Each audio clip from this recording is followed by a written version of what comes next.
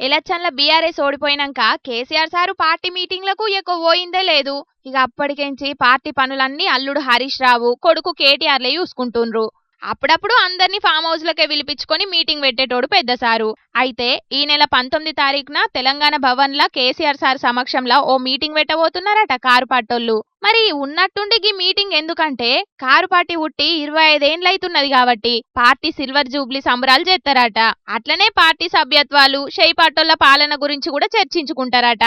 ఇక ఎట్లయినా కేసీఆర్ సారు జనాల్లోకొచ్చి పెద్ద సభ పెడతా అన్నాడు కదా. ఇక షెయి పార్టీ ఎత్తున్న పనులను ఎండగట్టనీకి పబ్లిక్ కోసం ఇంకింత గట్టిగా ఓట్లాడనీకి గట్టి ప్లానే ఎత్తున్నారట కారు పార్టోళ్ళు. చూడాలే మరి ముంగట ఎంపీటీసీ జెడ్పీటీసీ సర్పంచ్ ఎలక్షన్లున్నాయి కాబట్టి గీలోపట్నే కేసీఆర్ సారు ఫామ్ హౌస్ లోకి వెళ్లి బయటకొచ్చి ఏం చేస్తాడో షెయి పార్టోళ్లను ఎట్లా అరుచుకుంటారో చూడాలంటుండ్రు కారు పార్టీ మీటింగ్ ముచ్చట గురించి ఎరకైనోళ్ళు.